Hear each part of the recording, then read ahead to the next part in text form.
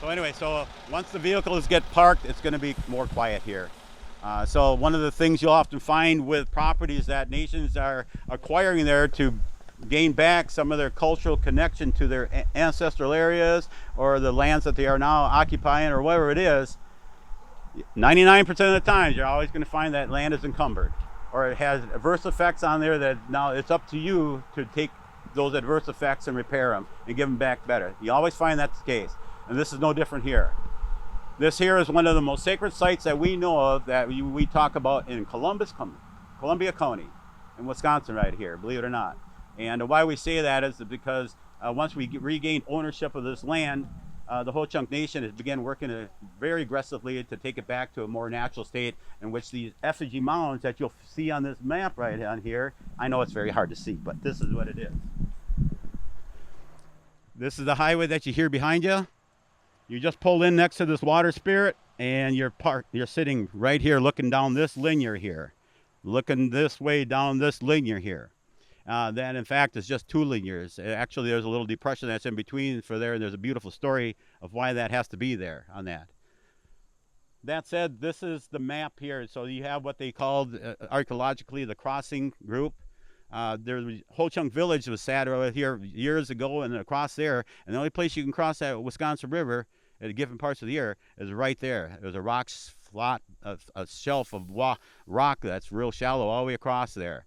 And sand builds up on it here and there once in a while, but that's the only place you can cross that river relatively safely, right in that area. So it's a real nice travel area, and you'll see even on Charlie E. Brown's map, hopefully they'll show the Indian Crossing Trail right through here from the Dells Dam this way. Anyway, so that's a brief history. I just wanted to make sure that the vehicles had enough time to shut their motors down up there. And we're going to talk a little bit, and Valerie and I was talking about and concerned a little bit about the weather. And then all of a sudden I got thinking, you know, my Dega, right? John Green Deer, the president, he says, oh, we're Deer Clan. You don't have to worry about the weather. We take care of that. We can dictate that. We're the caretakers and the people that work with the earth, right? That's our job. And I thought, well, let's not worry about the weather today. But what I do worry about is as we began to take a lot of these trees off of this property after we acquired it, so I'm doing some housekeeping down here. There used to be a few things on this property here because it's called the former Wayside. There used to be a bathroom over there, right where Mr. Pink Shirts, I'm walking right there, that little flat green area right there. There was a his and hers John right there. You know how the old 1970s and the no water running one is just big hole you open up and go on top and go again? Outhouses, right? And they had a little sidewalk that went over there too. The problem is with all that there, and this is the funniest thing, the first thing I had to come here once we acquired it was that see that dead pine right there? Well, there was a dead pine right behind it. It was twice the size of that. It was probably big as this one around here. And there was people that was using that wayside in here, and lightning struck that white pine. And can you imagine a tree like that exploding mere feet from the outhouse you're in there? And can you imagine what your family thought? Well, what in the hell did he eat? You know? Knocked that tree right out of there. And he said it just shook the whole ground, and it blew it up here.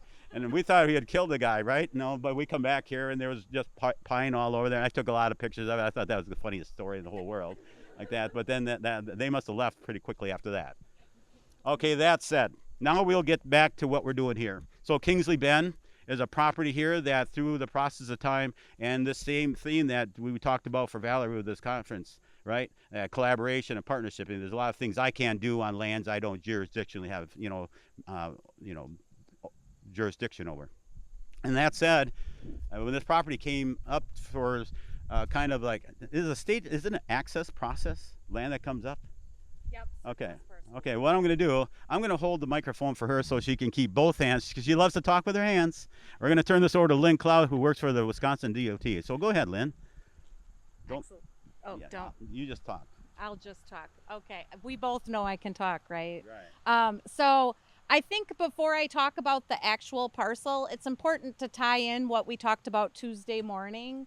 The facilities development manual and the guidance document, chapter 26, that WSDOT follows. I'm going to hold this piece of paper up. You don't need to see the words, it's not important, but you can see pages of information.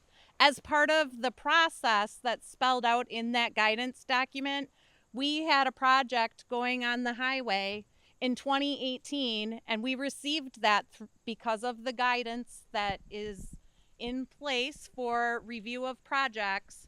And we immediately identified that we were working near these groups of mounds. So we put our process in place, and MAP, Jason Kennedy, who's standing here, he's the director at MAP. We use their services for this work. They created this document and gave us the information that we needed to understand how we could move forward with that project. I think it's important to know what happened next was we reach out to Ho-Chunk. It was Bill. And as we drove here, I was saying to him, I remembered coming on site for this project to talk through what the project was, if it was going to have any impacts, how did we need to adhere to the burial law, and that project went smooth. Jason remembered during the pandemic coming out to do the monitoring for the project. So I think that's a really important piece to know that this process is working for us in Wisconsin. But then I'm going to fast forward to a little bit now about the property. WisDOT in 1971 constructed the wayside that Bill mentioned. In addition to the wayside, they thought it was a good idea to provide hiking trails, plant a lot of trees, and this sign was erected at that time when WisDOT purchased this property. I'm not going to go through all the detail that happened from then until fast forward now to about the year 2005, 2006, enter what we are not 100% sure of the history, but we think that this property, a decision was made through conversations with Ho-Chunk, that the property was not being used for a good purpose, that people were coming here, their dogs were running all over, people were walking on the mounds because they didn't understand that they shouldn't be. So those conversations began about how can we get this back to Ho-Chunk. So because we're government, it takes a long time to do that. So then in 2007, we worked with Ho-Chunk, and WisDOT came up with a plan. It involved the Historical Society, Ho-Chunk, and WisDOT coming up with a conservation easement and an agreement on how this land would be cared for.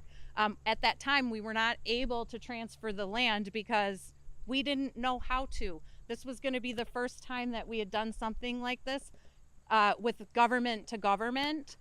So then in 2009, it took that many years, we were finally able to turn the deed over to Ho-Chunk. I think it is also important to know that a government to government transfer does not require coordination with the burial board. Had WisDOT surplus this, like Bill mentioned, we do surplus properties that we don't use.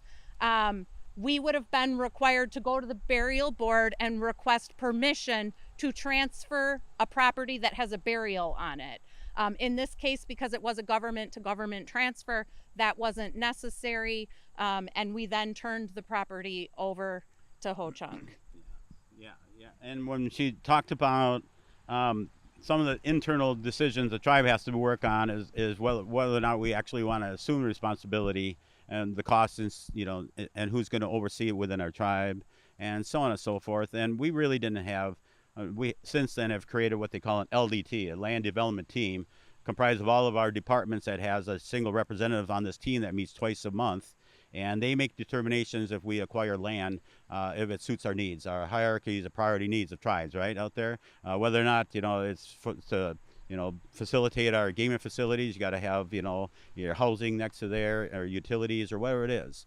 Or if you need, green space to buffer cultural resource sites that we already have. Case in point, on some of our allotments that we have, every time pieces of property comes up, and don't tell anybody in this public, yet if a piece of property comes up that's contiguous to our tribal trust lands where we have medicine doings or winter or spring feasts on there, we want to create buffer areas or buy the land around that so that we can still conduct our traditional ways of life, without new people building around that, and we don't have control of that. And so that's some of the things our land use development team does. But before that was created, it was properties like this that's required and need to have that development team made, because a lot of the times our legislators, and I hope no legislators are here, and and sometimes they see a property that's so good to be true, they cannot believe it. They walked this right across my desk right here, and look at this multi-million-dollar property, right? And I've did this a lot, and they'd go above and beyond. Well, let's go buy it. They make a decision. They pull out a couple $1,000,000 and go buy that property, and all of a sudden we have to come in there and now figure out what to do with the land. All of a sudden, right? And all of a sudden, most times than not, if it's too good to be true, it isn't. It isn't too good to be true, right? And lands usually come to us that's encumbered by something, has a hazmat underneath it there, or it's too wet, you can't even build a foundation on it, right? And so we oftentimes have to now use this LDD team, to make sure that we're purchasing land that benefits our nation, and we do it in the best way we know how to do it. This property had come up on here, and it went through a roundabout of who's going to do this and who's do that. And like I mentioned, I started in 2025 as the TIPO over there, so this was kind of a new process for me as well there too. But I knew the importance of this property over here. Our whole staff knew the importance of this property. But we also knew that if it was transferred over to the nation, it'd also be our division that would be taking care of this property over here.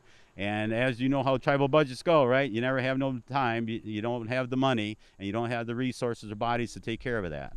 And so, but we knew that it was important for us to at least gain the ownership of this property, because on this property in 71, there was fireplaces, square cement structures out there with the bar out of there with grills placed all over it here. Where these cars are parked over there, there was a hand pump put in there. You remember the old wayside hand pumps? One over there. They put a bathroom, his and hers bathroom over there, and a little walkway over here. And I kid you not, you'd come in here, and they even do it to this day. The kids are all running around here. The men and women are over here cooking and drinking beer and everything. And it's just a gay old time over here. And this is one of the most sacred sites that we have on this side of this river right here, Wisconsin, over here, because this is a large burial or a mortuary site. And when I say mortuary site, times of old, even up to this present, there's a process of how we bury our dead. You have somebody of valor, that you want to place into their family. Case in point, the Winishicks, right? Our chief was there today speaking with his son through the last couple of days there, and they have their own family burial. That's what we call them, family burials nowadays.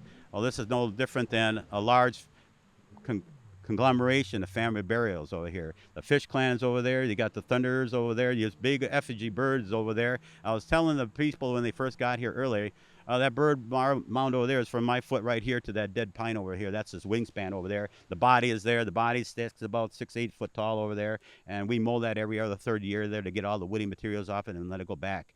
Beautiful bird over there. It's a falcon. You can see it. And then back there is the fish mound, and on the end of that fish mound that rises up out of the ground, and you guys know how fish are. When sturgeons spawn in the spring, they're just going along the shore lengths, and you see the hump of their back come out of there. And that's rising up out of the water out there. What's that? It's emulated by that mound coming up out of the water. It starts real small in the water's edge, comes on out there, and right at the head where that shoulder breaks down off that fish mound, right on there, there's a ceremonial dance ring there that's still there to this day. That's where you conduct business right there, right? That's that dance ring. That's where you're singing and songs and dance and stuff like that. And when I mentioned that you guys aren't the biggest group that was here, those people that used to bring their dead here, it'd be families and people from all over this region meeting here in mass here. And the only reason why those mounds are here is because this area here was conducive to have a lot of people here for an extended amount of period of time.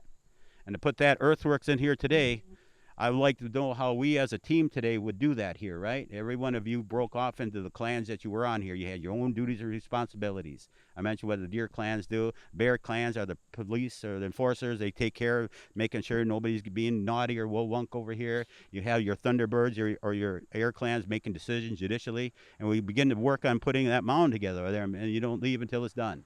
So you have to have an area that supports that. And that water spirit that's behind you, a lot of the archaeologists will call them panther mounds, or they'll call them different names than what they are.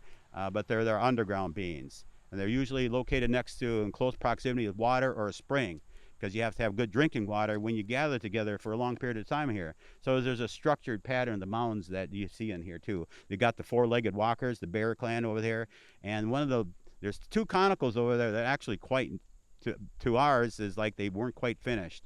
And we have one small conical that's in between the top one that's on the top of the hill that just looks like it just got started, like it was just the next mound to begin burying our dead in there, and it stopped right there.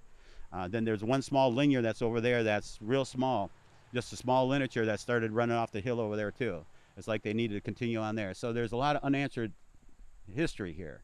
But nonetheless, it's something that we want to protect and preserve at our cost there, above having some other community come over here and mowing it and continue to use it as green space as they had been doing in the past.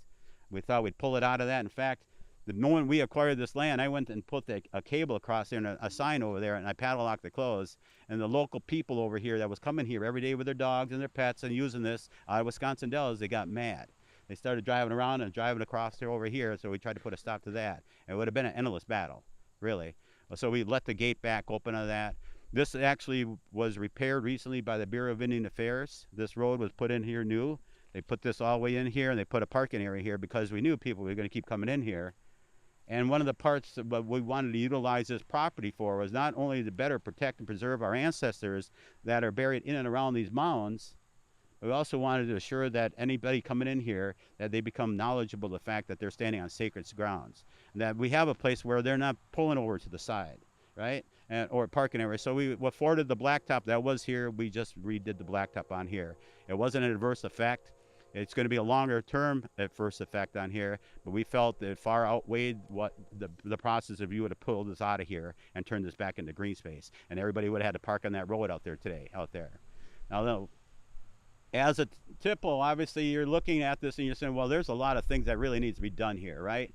First of all, we got to get rid of that soundscape. We got to take that DOT highway out of there next week, and bring back that soundscape that we enjoy at our sacred sites. One of the things we do often, yeah, and one of the things that destroyed some of the mounds, believe it or not, was when they put that railroads back in the 1800s over there. They knocked down some of those mounds through there, and they're still there today. You get up on those mound systems out there, every time that train comes down, there's a vibration to that ground. That's not natural for that ground over there. So there's things that maybe not in our generation of time, but maybe in the next generation of time, there will be no more need for that highway. There won't be no need for that. So you instill your long-term land use plan that every time an opportunity comes up that you can make this place better, you take advantage of that. You know, come high or high water, this ends up being your property over here too. But those toilets and those fireplaces and those picnic tables and that watering pump, it all slowly began to go away. But the issue we had with that, there was something in that initial agreement where we had to leave it open to the public for 5 more years as a wayside. Now here's my question as a TIPO. I know you sit there and you mitigate and you try to, you know, get the best out of what you can on here, but it seems like the mitigation process is always us giving up something. It isn't us getting more ever, right? It's always we got to comply. You know, we got to agree to do it. So there was always these stipulations, and this is a classic example of that. Now we took it, and 5 years is nothing in our times, right? We just get that land use plan in place like that, and 5 years is just a flip in the map. But that 5 years really encumbered us because we ran into a lot of issues with that too. People still continue coming in there. They were complaining because we weren't mowing their park like they wanted anymore. These are the local people. They are here at the local branch office over here of the tribe. The tribe says they own that, and look at what they're doing to it. Well, if you'd have seen it, where those cars are parked there, and just on that side, just the edge of that bathroom, I can see that flat area where that tree was struck by lightning over there. There was all forested plantation in there. That pine tree plantation back there basically was planted this way a little closer over here, and they removed all of that. And everybody was, well, what are you trying to do in there? They're just hauling out here salvage because we wanted that off here. And our former archaeologist that we had for the tribe, and I don't want to pick on him too much, you know, because he was picked on enough when he worked for us. And man, he had this oak savanna type setting. And when these mounds were in here, these trees, they're just like, you know, clumps of oak there, clumps of there, and you can just, the deer, the antelope would play. You know, that's what his mindset was.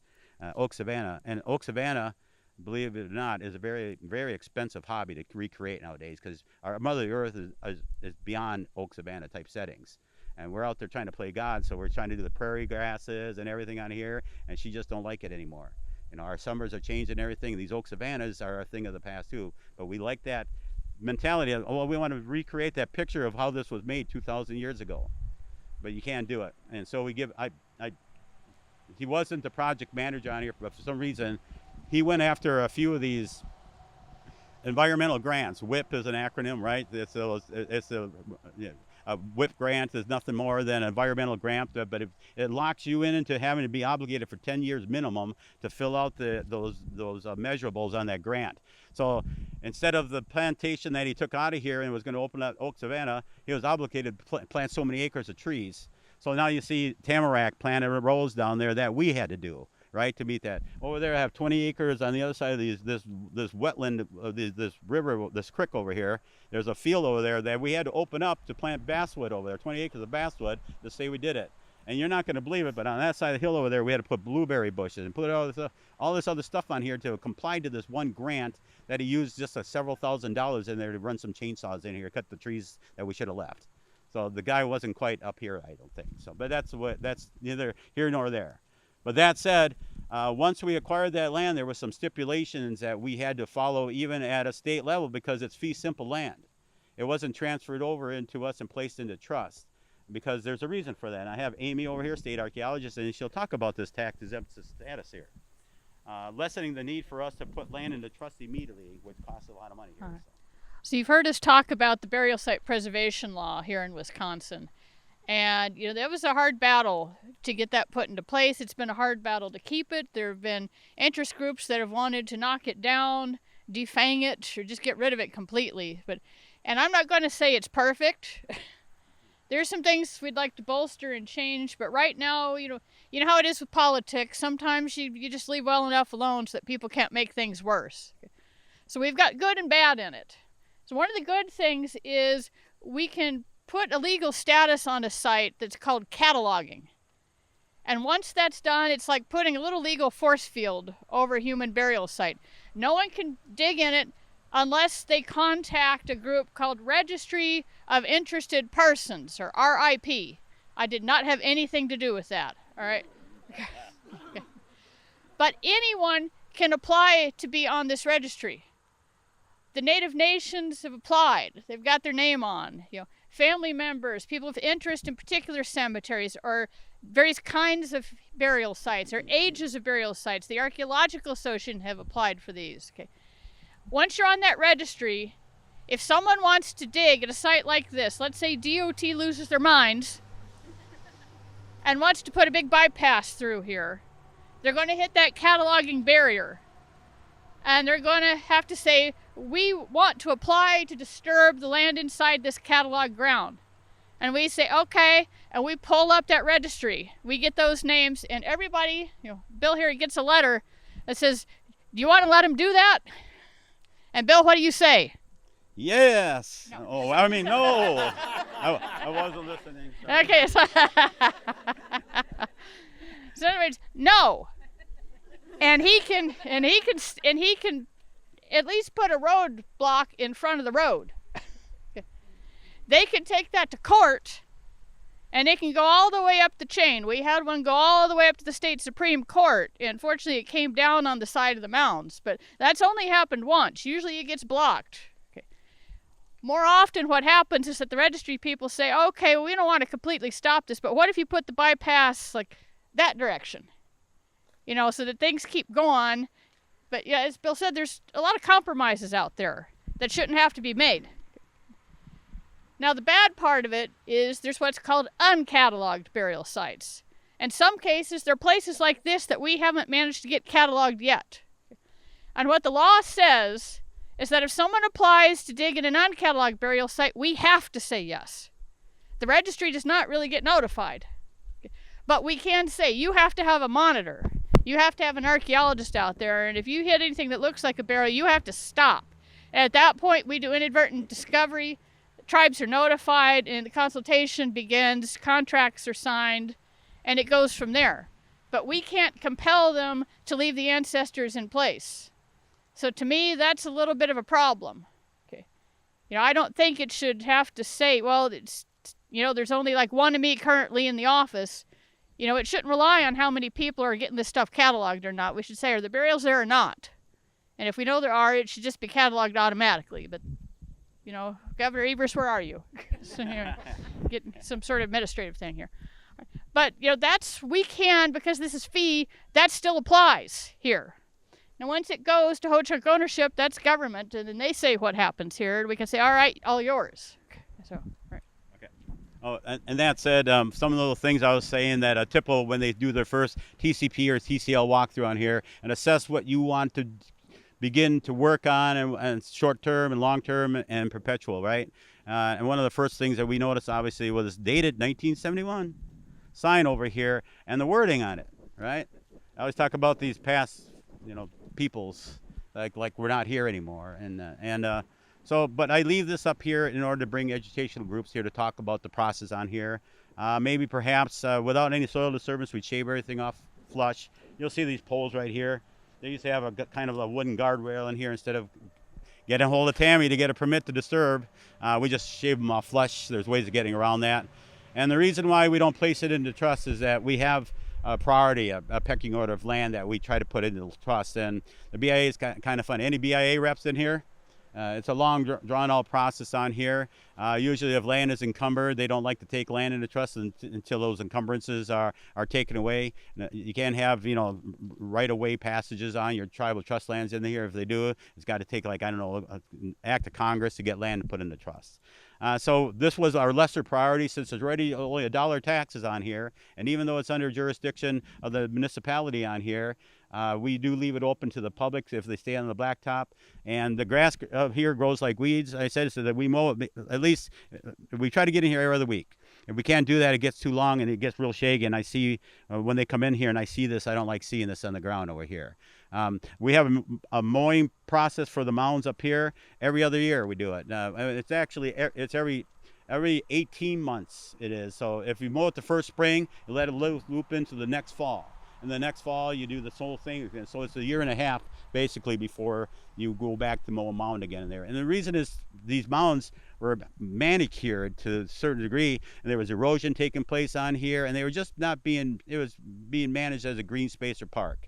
And we wanted those prairie grasses to get back and get those deep roots back in the ground, so that earth gets more solid in there too. And in our management plan on here, we have a burial ordinance. We have with the whole. Well, that's one of the first laws that we created in our heritage preservation. Was in 1992. Was a burial law, ordinance that we put in trust on our put in place for our trust land. Well, we just modified that and placed it on here because we were taking care of bigger burial mounds than our instead of our family plots that I talked about earlier there. So now we have a new ordinance that includes mound systems on here, and every mound. Now I say I take care of this mound. This mound is different than that conical and those four-legged walkers on the side of the hill up there and those lingers up there. Everyone has a different character to it, and so our staff that we put on around these mounds on here, they have to take note of how they react. And these two mounds in here that are connected by a little tunnel right there, all these leaves that come off in here next spring, it all blows over here and rests on this side over here. There's the prevailing winds comes out of the north and the west over there. It comes in there, and all that leaves locked on the backside. And through the years, even the short period of time we had it, we noticed the earth was changing a little bit there. And those leaves would pound up there, they'd settle down, and pretty soon we noticed that this mound was sharp and abrupt on here, but on that side, not so much. Because remember, they were placed here during the elk savanna type setting, so there's probably little trees, leaves that affected them all the way up to when, you guys, as you took away our passenger pigeons. That's what directly affected our oak savannas. As soon as you take away these defoilers, right, and you go, the passenger pigeons just come right up this view shed right here. And clouds, days at a time, it'd be dark because all the passengers going to come here and roost in here and defoliage everything. And our young men and women, we got a pigeon clan. They talk about the beautiful stories. They go out there, it was time to feast in the spring, right? When they come up here, you gather the eggs in their nests over there. They had the throwing sticks, knock out pigeons over there, and life was good. And they took away the last passenger pigeon. What was it, 1863 or something? I don't know. It was not too long ago. And they took away what was causing our oak savannas to exist in this area. And everybody says, oh, the Native Americans, they would burn off whole statewide properties, and they played with fire, and they had all this stuff cleared off for us. And that wasn't the case at all. And nature does have fire in it, and we used to burn off our villages and the high places for blueberries, and whatever we did, our marshes to harvest cranberries and little plots, but we never burned off whole statewide areas like that. You'll hear a lot in secular history when they teach your children that Native Americans use fires to a great extent. But that said, we found that if we come in here in the spring, we take a leaf blower, we walk all the way down there, blow them leaves out there 6-8 feet, and they mold that took away that adverse effects that wasn't naturally happening here when they put those earthworks in there. And it's a learning process. It's something simple. And when we came here and made it the first time, we can't mess around. We can't really just do anything we want any time of the day. We're on schedules just like anybody else in here. And my mowing team was out here over here, and we were walking over here assessing the property and doing everything. I think, was it this guy that come in here was working on that guardrail project over here. And one of the assessments we had is that this stream, and a lot of questions our ancestors when they first stood on that hill over there, my elders from traditional courts, it was pretty beautiful. We standing up there, and we had the late Doug Red Eagle. He was sitting there looking there, and we were burning off that edge over there. And the wind was just coming out of here from the north over here. Nice spring burn over here. So they had back burned around the bird a little bit over there. So, and that was going to be their black area to stand in case it got too crazy. So all those firefighters, we have wildland firefighter team, probably not second to Reno's team, right? So anyway, all the firefighters are standing in front of the wing of that bird over there. And you can't see it from here. You can see it from that top conical up there, though, too. And we were up there. It was Clayton and Doug and a whole bunch of us standing up there. And Doug was there. He goes, I've seen this. And he just totally started getting all choked up. And he was looking over there. And as they went and backburned that there and let that started creeping forward to give it a little bigger space over there, they let that fire go over there. And that grass started rushing across there. You could see it. And all that black smoke was going up over the top of those wings there, just like an air dam over there. And that smoke was going over the birds. And all those men backed up onto that wing over there to get out of that back burn over there. And he had seen that in a dream, in his vision through his life, through the years, Red Eagle. And he said that, I haven't seen that, he goes like that. And he didn't know where that ever come from. And there he saw it that day right out there, the exact same thing that had come to him in dreams. And they're all up there standing. He goes, he says like this is why we do this. You come out here. It's hard to get traditional courts out because they're old men, and you can get them in a van and take them to a donut shop. But it's hard sometimes to get them out to kick the tires on our perpetual new properties out there. Sorry about that. I'm gonna die. anyway, so it was such a perfect moment for them too. And our fish clan is no more. We have a fish clan, but they have duties that are spread around there, and they don't actively have fish clan members out there. We have fish clan families, but they don't have their bundles anymore. But that was the first time we found an intact, good fish mound over there that they can lay claim to over there. And so we come in here, and one of our first ceremonies that we did, John Greendeer brought his family, Sam Skinnador, and all those guys. And on this side where the bus is over there, right over in that area there, they had a greenhorn dance take place. They brought food back to their ancestors here to celebrate with them and brought some food back here. And they had the greenhorn dance right over there. And they stayed overnight with their relatives for the first time. Who knows how many, families apart there. They came in here and had some food with their ancestors for the first time. And they even remarked at that time, where'd our bathroom go? And so I have to talk to my peoples a little more too, out there too, because when they come out here, they have just as many questions. So our signage, our first road signage that we're going to dual language is going to be on this property over here. Oh, I didn't tell you about this yet. No. Oh yeah. Dual language. Dual language is going to I'm going to get rid of that line sign over there. I'm going to cut that off left on here, and we're going to put a sign out here that can float, so I can slide it back and forth on here. And it's going to talk a little bit about the history of this property. As we see a QR code, same thing that the Man Mountain had out there. I want that here. And then eventually, if I retire, I'm going to go back and start working again.